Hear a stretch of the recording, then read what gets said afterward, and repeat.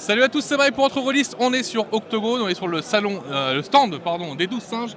Je suis avec Yannick. Yannick, comment ça va? Ça va, le salon c'est pour bientôt, le Ouais. salon 12 singes, Le mais salon pas 12 singes, encore. on y est, ouais. 15 000 mètres carrés, c'est l'année prochaine, c'est ça? C'est ça, on y travaille. Donc, on va parler de la gamme 12 singes. On verra les Dark Monkey après avec ton camarade. Ouais. Et pour l'instant, on va parler de l'Ange du Chaos. Excellent sujet de conversation. Qu'est-ce que tu peux nous dire dans l'histoire? Alors, moi, je suis en train de terminer la lecture. Ouais. La vidéo devrait sortir dans pas très longtemps. Après le traitement d'Octogone, la vidéo sortira. Mhm. Tu peux nous en parler un petit peu parce que c'est tiré Ouais. d'une œuvre littéraire. Exactement. Alors c'est tiré de romans de Michel Robert, Ouais. qui s'appelle L'Ange du Chaos, où tu joues des maraudeurs fantômes qui sont des agents d'élite des forces du chaos, qui Alors, sont là pour intervenir parce qu'il y a plusieurs mondes. il y a la lumière, il y a les ténèbres, il y a le chaos. et Donc le les chaos chaos, c'est pas qui les est un peu méchants. entre les deux. Voilà. Pour Ouais, ceux qui c'est voient ça. Warhammer, le chaos, c'est pas les méchants. C'est ça, On est, exactement. on est sur les gens qui équilibrent la force, on va C'est dire. tout à fait ça, c'est ce que j'allais dire. Et Et donc, donc- tu joues des agents d'élite qui sont envoyés par Morion, donc le seigneur du chaos, Oui. pour aller équilibrer là où il y a besoin d'équilibrer. Et que ça peut être des missions d'exfiltration, des missions Oui, il y a un peu, il y a vraiment un peu de d'exploration. tout dedans. Oui, il va y avoir de la Ouais, ça m'a fait filature, penser il va y un petit avoir, peu presque à des missions à la Shadowrun, tu sais. Oui, il y a un peu de ça. Ouais. Il y a un peu de ça. On planifie, puis après ça part en cacahuète de C'est toute ça, façon. Non exactement. Donc pour l'instant, il y a le livre de base Ouais. qui va contenir le système de règles, Exactement. qui va contenir une partie lore Oui, et un scénario. exactement. Évidemment, quand je dis système de règles, c'est création de personnages, les classes de personnages, il y a quand même pas mal de classes de personnages différentes. Et il y a un scénario à la fin, scénario d'introduction, Ouais. qui permet de jouer des tout jeunes. Toujours maraudeurs fantômes, Voilà. une de leurs premières missions C'est en ça. réalité. Et du hein. coup, pour débuter une campagne, c'est plutôt top, le Oui. scénario du bouquin de base.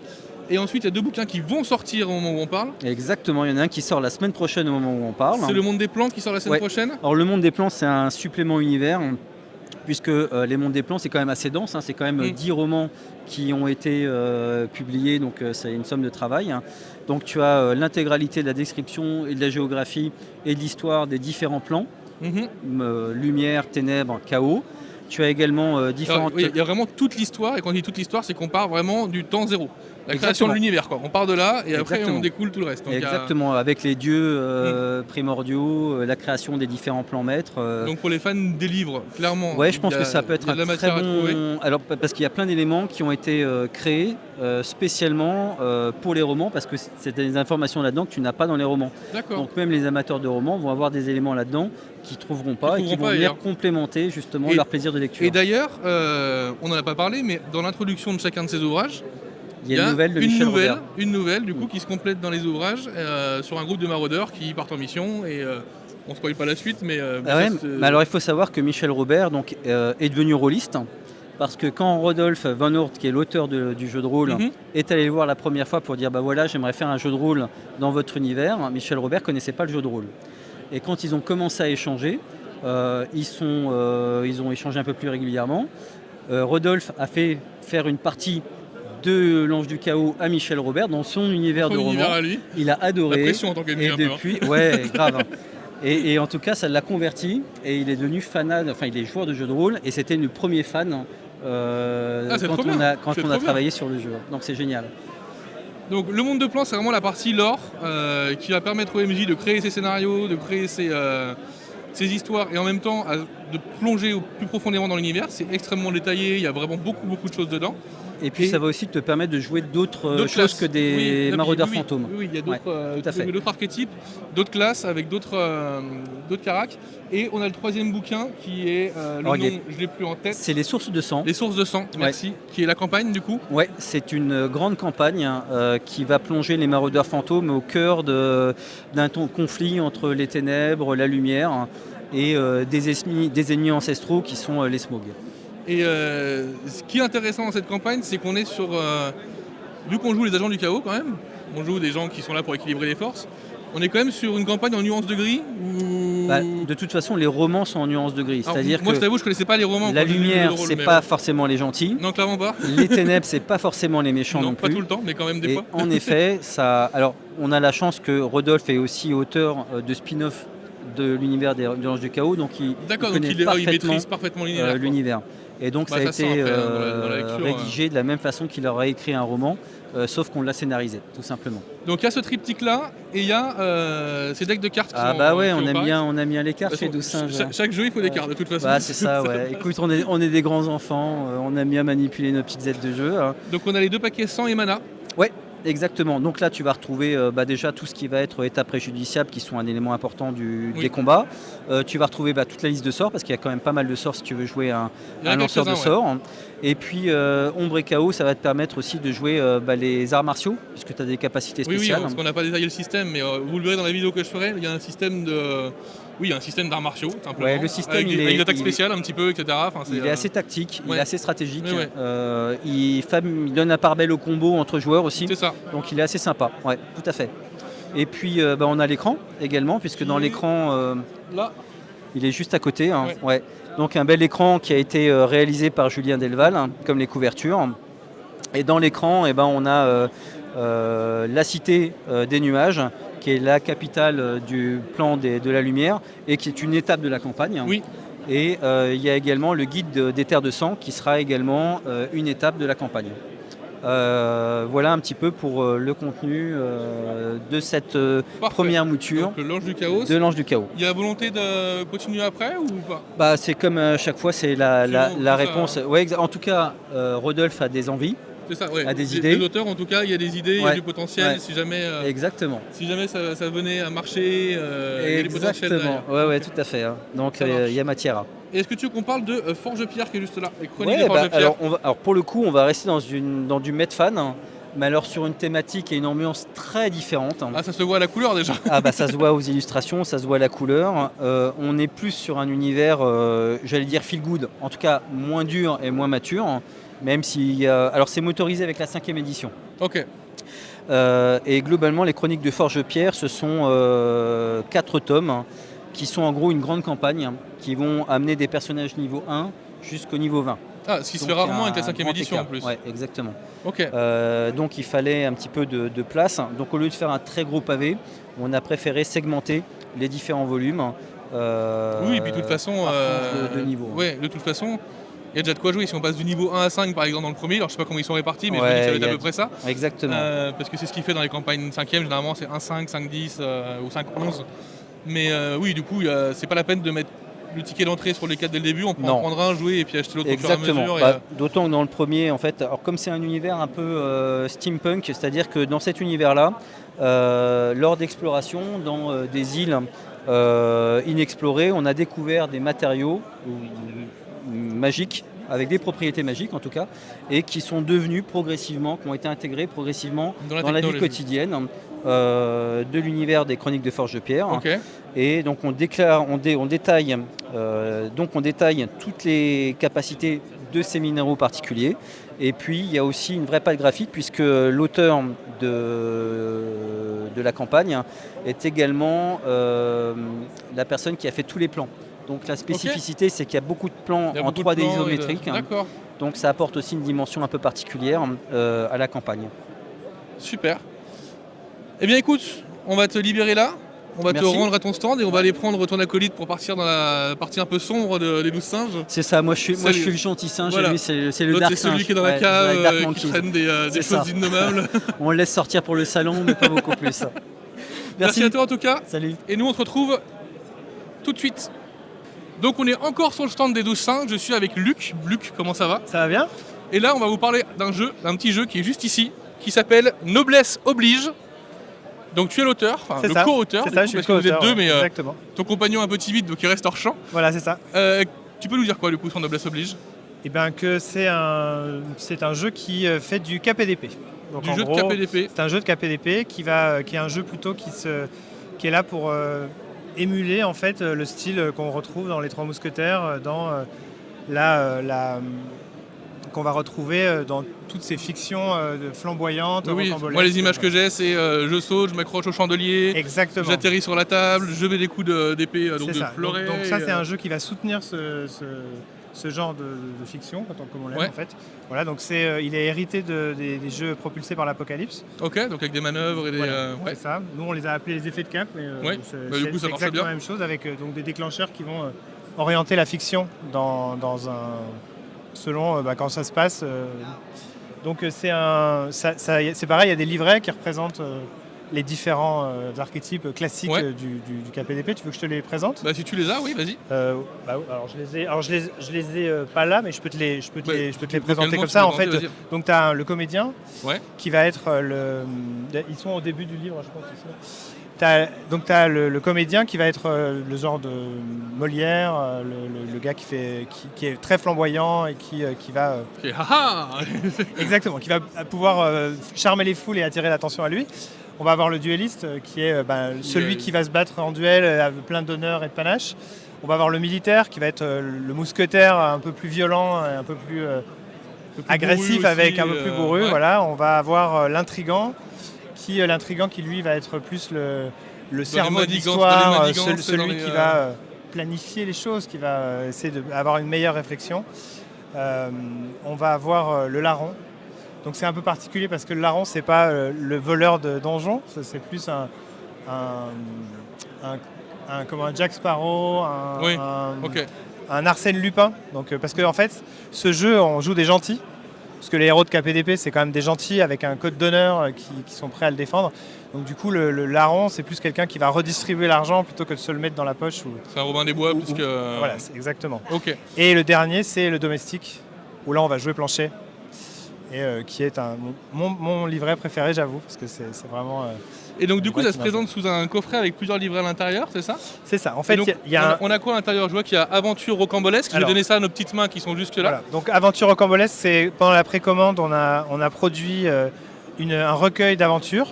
Donc comme c'est un jeu où on joue pour voir ce qui va se passer, en fait, nous, on a préparé le travail du maître du jeu à l'avance. Donc on a créé l'intrigue, les PNJ, les lieux, toutes ces choses qui vont devant. Parce que du coup, qui dit jeu par l'apocalypse, dit jeu où ça peut partir dans tous les sens très vite. Il y a une situation initiale de départ, et puis après, les PNJ ont des objectifs, et puis après, on voit selon comment ça se passe. Est-ce que font les PNJ ou est-ce que ça nous mène, quoi. C'est ça. Donc on garde ce côté très ouvert du système apocalypse qui correspond bien au principe en plus. Exactement. Et donc à l'intérieur, il y a des feuilles de personnages qui se présentent sous forme de livret. Et qui sont non seulement la feuille de personnage, mais en plus le nécessaire pour créer les personnages. Comme dans la plupart des jeux comme ça, tu suis une procédure et tu vas point par point faire ton perso, et la création de perso est très rapide. Oui, comme et très.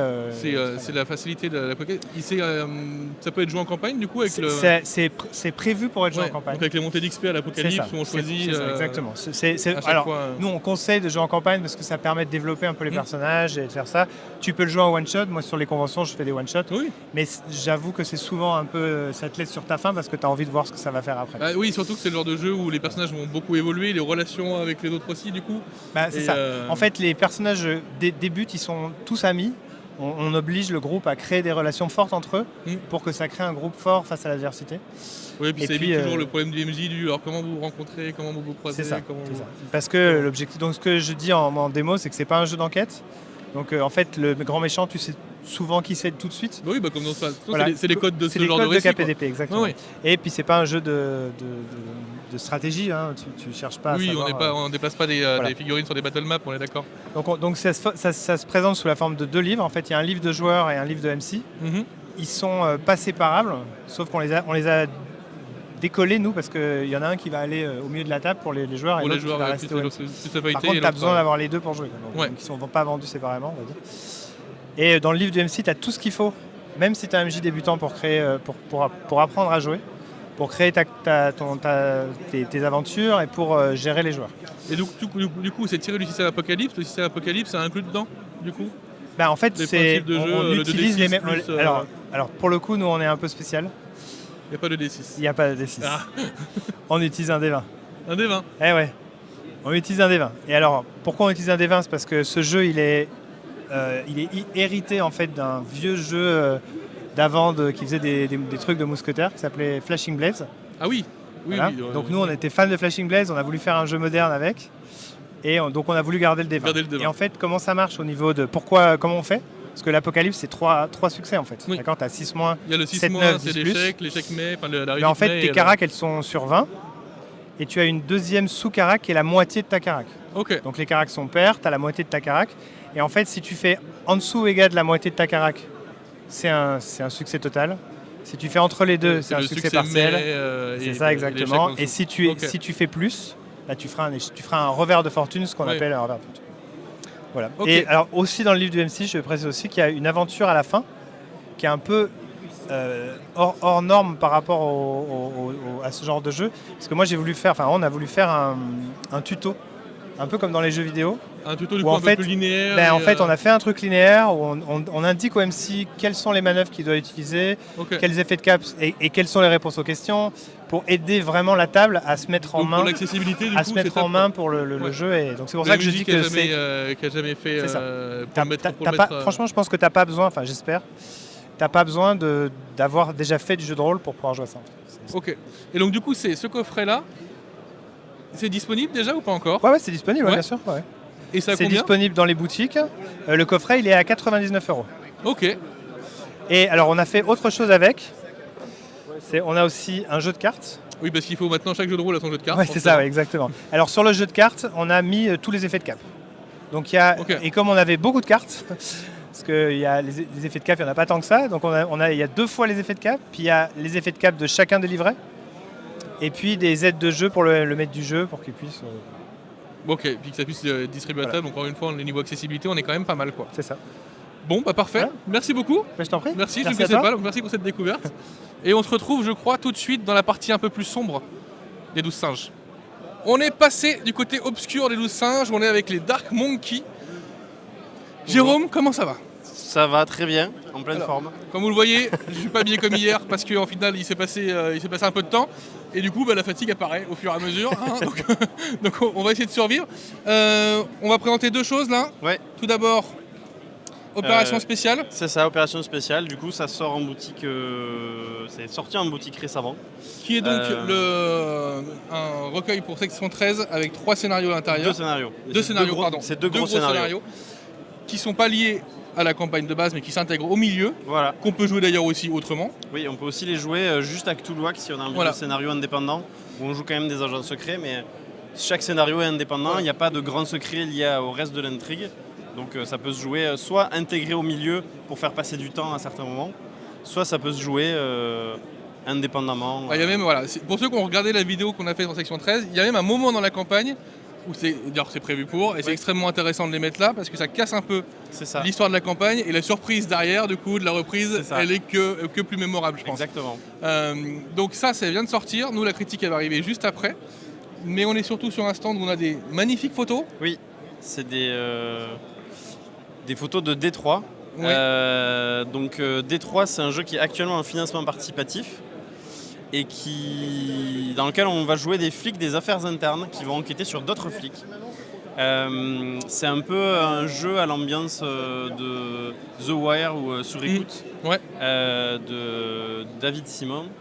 Et donc là on a des cyanotypes. Les cyanotypes c'est un procédé photographique particulier qui est lié à l'histoire de la photo et dans lequel en fait on utilise des produits pour faire un tirage avec de la lumière UV et ça donne cette magnifique couleur bleue. Du coup ils sont super jolis parce que les clichés sont très beaux à la base et avec ce bleuté qui arrive dessus et tout, ça rend vraiment là au visuel. Je sais pas la caméra comment ça va rendre, mais ils sont vraiment super beaux. Donc D3 c'est en financement là en ce moment. Oui, c'est en ce moment, ça se termine lundi. Donc là c'est le gros week-end, le gros dernier week-end. Et donc on n'est pas du tout sur le Cthulhuac, c'est ce que tu nous racontais? Non, pas du tout. Je change un peu de casquette. Là c'est vraiment de l'enquête classique et d'ailleurs il n'y a pas du tout de surnaturel. Ouais, on est sur du terre à terre. Ça se sent sur les photos. C'est de l'enquête policière flic terre à terre avec des scénarios. Voilà. Il y a 10 scénarios dans le livre de base. Il y a 2 scénarios de plus dans l'écran parce qu'il y en a un qui a été débloqué grâce au financement participatif. Potentiellement il peut y en avoir un 3e qui est débloqué si le financement se déroule bien. Et voilà, donc D3 en fait on a accepté le projet, c'est de Cédric Ferrand, l'auteur. C'est Benoît Felten à la photo. Et Émilien Guillon qui fait tout le côté graphique, qui travaille dans la presse de base. Et donc D3, voilà, ce qui nous a intéressé, c'est que c'est vraiment zéro surnaturel, il n'y a pas non plus de tueurs en série, c'est des histoires de tous les jours de flics. C'est la vie de flic de tous les jours, avec les histoires qui vont avec. Voilà, les histoires un peu sombres, c'est un jeu qui est assez mature et où on va s'intéresser aux flics, à leur vie et aussi des fois aux écarts qu'ils vont devoir faire. le lien entre la morale et le sens du devoir, voilà, toutes ces zones de gris qu'on va interroger dans le Détroit. Voilà. C'est un projet qui est très intéressant. Et donc, pas motorisé par Toulouac, mais motorisé par un système avec une tour en bois. Une tour en bois, voilà. On n'a pas le droit de dire le nom. Donc une tour en bois où on retire des pièces au fur et à mesure et elle finit par s'écrouler. C'est ça. Et donc l'idée c'est que plus l'action est difficile, plus on va devoir retirer de briques. Plus si on a des traits qui sont liés à l'action, on va enlever moins de briques, donc ça nous aide. Il y a aussi un petit système de trauma et de vis qu'on va pouvoir utiliser pour tirer moins de briques. Et en fait, si la tour tombe, en général ça arrive plutôt à la fin d'une séance de jeu, du coup là il y a une catastrophe qui arrive. Et donc la catastrophe ça peut être qu'on nous retire la plaque pour quelques jours, ou on reçoit un coup de fil et on a une personne de la famille qui en fait a une grave maladie. En fait, c'est ce que tu me disais, c'est pas uniquement un échec, quoi. On est sur une catastrophe. C'est vraiment une catastrophe. En fait, c'est aussi un peu comme dans les séries télé, quand tu as un cliffhanger avec ah là, maman est à l'hôpital, elle est dans le coma. Et du coup, ah mince, ok, il y a l'enquête, mais il y a aussi ma vie perso, où il peut y avoir des catastrophes qui ne sont pas liées directement, mais qui vont faire rebondir l'histoire dans une autre direction. Moi, je t'avoue que je suis impatient de voir ce que ça donne, parce que j'ai adoré les encagés, tu le sais. On jouait la... Pas que je sois fan de la police ou de la maréchaussée, mais en tout cas, j'ai adoré les encagés. J'ai adoré Rouge Delaware. Alors, il y avait beaucoup de champs naturels, pour le coup, dans Rouge Delaware. J'ai hâte de voir ça, parce que le côté terre-à-terre de la police, où... les choix sont pas toujours faciles, exactement. Le monde n'est pas toujours sympa, parce qu'en fait, il y a des délits, mais il y a de l'humain aussi, et puis il y a la gestion vie perso, vie professionnelle, avec tout ce qui peut tomber sur la tronche. Je trouve ça, j'ai hâte de voir ce que ça donne. L'auteur est là cet après-midi, on va essayer de la voir. C'est l'illustrateur, pardon, le photographe, qui a cet après-midi. Alors du coup, il a fait certains portraits, certaines photos. Il a tout traité en cyanotype. Et pour les photos de Détroit, on a un photographe là-bas que l'équipe a contacté, qui s'appelle Andy, et qui a laissé accéder à l'équipe à toute sa galerie de photos et qui a même pris des photos spécifiques pour Détroit parce qu'il nous fallait beaucoup d'images avec des policiers. Il n'y en avait pas forcément beaucoup dans son catalogue. Donc en fait, c'est vraiment un travail coopératif avec tout ce qui est intéressant dans les quelques photos qu'on a, donc il y a des portraits évidemment de personnes, mais il y a aussi des bouts de quartier. Là, on voit une plaque d'eau qui reflète les bâtiments. On a l'ambiance de la ville qui ressort. Et pour le coup, c'est une ville particulière, Détroit. C'est une ville assez sombre, c'est une ville qui est morte économiquement. Aujourd'hui, en réalité, elle revient. Elle a quand même pas mal rebondi, mais dans le jeu Détroit, elle est décrite vraiment au moment où elle est au plus bas, au moment où les finances vont mal. Il y a de la criminalité. De toute façon, Détroit, c'est une ville c'est la ville de Robocop, faut pas l'oublier. Donc c'est une ville industrielle qui s'est cassée la gueule économiquement, où le taux de chômage a été extrêmement élevé. C'est devenu une ville de non-droit pendant des années avant de reprendre le dessus. Donc mettre de la police là-dedans, ça va pas être facile. Donc clairement, ce qu'attendent nos joueurs, ça va pas être terrible, je pense. C'est ça. Non, mais franchement, c'est sympa. Et dans le livre de base, il y a une campagne. 6 scénarios et en plus il y a 4 scénarios indépendants. Du coup le format c'est quoi alors? C'est un livre de base? C'est un livre grand format comme Cthulhuac en newsletter. Donc c'est un livre de au moins 170 pages avec les règles, tout ce qu'il faut pour jouer, c'est indépendant. Ensuite à côté de ça il y aura un pack avec l'écran de jeu et la carte grand format de Détroit. Ça va être une carte qui fait quasiment la taille indispensable de la table, ça. C'est mieux. C'est ce qui me manquait dans Rouge Delaware, c'était une carte énorme pour jouer sur la table. Donc ça, et il y a aussi un livret avec 2 scénarios. Et peut-être 3 si le financement atteint le prochain objectif. Et ensuite, on a aussi un petit deck de cartes intervention. C'est des cartes qu'on peut utiliser pour Rouge Delaware par exemple, ou pour Cops, pour Berlin, pour pas mal de jeux. C'est des cartes d'inspiration avec dans chaque carte 2 situations. Genre des petits synopsis de choses, on vous appelle parce qu'il y a un problème de voisinage dans telle rue, machin a mordu le chien de l'autre. Donc là c'est pour le MJ, il a envie de mettre une péripétie. Voilà, c'est une petite péripétie. Sur les cartes aussi, il y a de quoi s'inspirer. Par exemple, il y a des prénoms, des noms de famille, des émotions, des lieux. C'est juste en un mot. Mais ça permet de dire, ok, il est où le rendez-vous? Hop, tu tires une carte, il est dans le centre commercial. Le MJ, s'il veut mettre de l'aléa sans avoir à penser à un milliard de choses, il a ce truc-là sous la main. C'est un peu un deck d'inspiration en fait. Extrêmement intéressant, surtout que ça va être le genre de jeu où on va essayer de faire en sorte que nos joueurs soient tiraillés entre il faut aller là-bas, puis en même temps il y a ça, et en même temps il y a ça. Et noyez-vous les gars, bon courage. C'est ça, et après c'est à eux de gérer leurs priorités. Tu me parlais caractéristiques pas de moralité, mais de vice ou de... Ouais, de vice et de... En fait, il y a 2 éléments dans le jeu, il y a le vice et le drama. Ouais. Le vice, ça va être... chaque personnage a un vice dans lequel auquel il est attiré. Ça peut être la violence envers les témoins, ça peut être la drogue, ça peut être les jeux d'argent, des choses comme ça. En fait, de base, c'est une tentation pour le joueur. Parce que si le joueur met en place ce vice, il va gagner des jetons qu'il va pouvoir utiliser pour, quand il tire une brique, au lieu de la remettre au sommet, il la pose à côté de la table. Ok. Ça lui fait une sécurité. Après, cette brique, à un moment, il va falloir la remettre en haut. Et l'autre penchant, c'est le drama.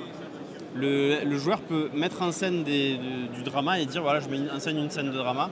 Par exemple, il rentre chez lui le soir et il va dire, voilà, le drama, c'est que mon fils, par exemple, il a fait une fugue.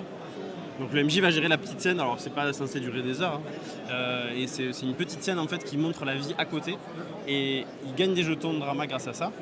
Et ce jeton de drama, il peut le dépenser pour, au lieu d'enlever une tuile et la mettre en haut, il prend une qui est à côté de la table et il la met en haut. Okay. Donc ces 2 mécaniques elles sont complémentaires, et grâce aux 2, tu vas pouvoir un peu moins poser de tuiles en haut de la tour. Et donc ça diminue un peu le stress. Voilà. Mais ouais. Et pour ceux qui ont déjà joué à la tour en bois, du coup, c'est comme ça que tu l'appelles, la tour en bois, voilà. Tout à fait. Si plus le haut est léger et bien équilibré, mieux on se porte quand même. Donc, c'est ça. Ok. Mais franchement, ça marche très bien. Alors après, il y a aussi dans D3, pour rassurer les gens qui n'aiment pas les tours en bois pour système de jeu, on a aussi dans le système en annexe, dans le livre en annexe, on a un système de jeu avec des dés, avec des D6 classiques, blanc et noir. Donc on peut aussi jouer de manière plus classique. Mais après la tour, tu sens le stress qui monte au fur et à mesure du scénar. C'est même si vous êtes sceptique sur le système avec la tour, essayez-le au moins une fois. Non, mais ça parle sur le... Parce que franchement, pour l'avoir testé un joueur et un MJ, ça marche très bien. Et c'est ce que tu disais, il y a moyen de se dire non, j'échoue, j'ai pas envie de prendre cette pièce qui va me faire une catastrophe. Parce qu'en fait, je préfère juste rater ce que je fais. Quoi. Oui, parce que du coup, l'avantage, c'est un peu comme à Cthulhuac, tu réussis au final tout le temps, puisque tu arrives tout le temps à poser jusqu'à ce qu'il y ait une catastrophe. Mais en fait, au final, si tu es assez adroit, tu peux quand même faire pas mal d'actions, surtout au début, où tu vas forcément réussir. Donc ce qui est bien, c'est que tu fouilles un lieu pour trouver un indice, tu vas mettre une pile et tu trouves l'indice. Il n'y a pas de « ah, j'ai raté ». Par contre, si à un moment ça devient très tendu, mais c'est plutôt en général vers la fin du scénario, genre tu fais une course-poursuite pour rattraper le coupable, des fois tu vas dire « non mais là, si je mets le truc en haut, ça va s'effondrer, tant pis, je le rattrape pas et on trouvera un autre moyen ». Oui, parce que de toute façon, le but, c'est ton climax arrive au moment où la tour elle est branque-ballante et que tout le monde se dise « allez !» et que en général, ça arrive plutôt à la fin de la séance. Ouais. Et souvent, c'est un bon moyen de conclure la séance. C'est l'effondrement de la tour, le cliffhanger. Ok. Bon, en tout cas, ça a l'air vraiment, vraiment très bien. Écoute, merci à toi. Avec plaisir. Merci, on attend la suite avec importance. Alors, on faisait juste un point sur le Librido Room, donc c'est en cours. Oui. Pas de souci. Content du financement de Librido Room, oui. Ouais. Ça a très, très bien marché. Là, on a plusieurs livres qui sont finis en maquette. Et il y en a un qui est en cours de finalisation. Et le dernier, il manque juste une partie du scénario. Et j'en profite parce qu'on a un nouveau financement qui va arriver en fin d'année. Ok. Sur N'est pas mort ce qui a jamais d'or. Ah. C'est une grande, grande campagne. Ça sera notre campagne vraiment monumentale de Cthulhuac. Mon Dieu. Avec 2 grands tomes, partie 1, partie 2, N'est pas mort et ce qui a jamais d'or. Il y aura beaucoup d'aides de jeu. Il y aura aussi une aide de jeu qui sera en fait le journal de Z, un carnet d'investigateurs de plus de 150 pages. Qui est une vraie aide de jeu entièrement manuscrite qui va être reproduite à grande échelle et qui contient tout un carnet d'un investigateur qui a passé sa vie à faire des recherches avec dedans il y a des énigmes, il y a des symboles, il y a des dessins, il y a des conclusions, des choses à découvrir. Côté très Lovecraftien de c'est ça. Récupérer le témoignage de... Exactement. Ah, trop bien. Et du coup au début de la campagne tu vas juste entendre parler de ce journal, avoir des fragments, et à un moment de la campagne tu vas avoir le vrai livre, donc le MJ va donner carrément le bouquin entier. Et là, les joueurs peuvent l'éplucher et il y aura des nouvelles pistes qui vont s'ouvrir et ça sera à eux de choisir où est-ce qu'ils vont pour la suite. Mon Dieu, ça y est, je suis impatient. Donc ça va vraiment être du coup, c'est une création originale c'est une création originale, ça fait plusieurs années qu'on y travaille. Trouver le bon format et ça sera fin novembre, début décembre. Le financement ? Ouais. Ok, parfait. Et une livraison fin d'année prochaine. Et on se reverra à ce moment-là pour en parler, je pense. Très parce bien, que ça marche. c'est ce que j'attendais, moi. Ça fait plusieurs années qu'on le prépare. Il y a déjà eu des campagnes pour Cthulhuac, mais là, la campagne de Cthulhuac sur l'univers de Lovecraft précisément. Voilà, c'est ça. Surtout avec un titre pareil, ça fait plaisir. C'est ça, là c'est vraiment emblématique et c'est une campagne assez fleuve, tout en ayant des moyens de le jouer en plus court si les joueurs veulent une expérience plus ramassée. Ça marche. Bon, on a hâte en tout cas. Voilà. Merci à toi. Avec plaisir. Je te souhaite de passer un bon salon. Merci, vous aussi. On va aller pas se reposer, mais on va aller continuer. On va essayer de tenir. Merci, bon salon, et on se retrouve très bientôt pour la campagne de Toulouse. Très bien, Tu m'as saucé. Ouais. Allez, gros bisous. Ciao, ciao.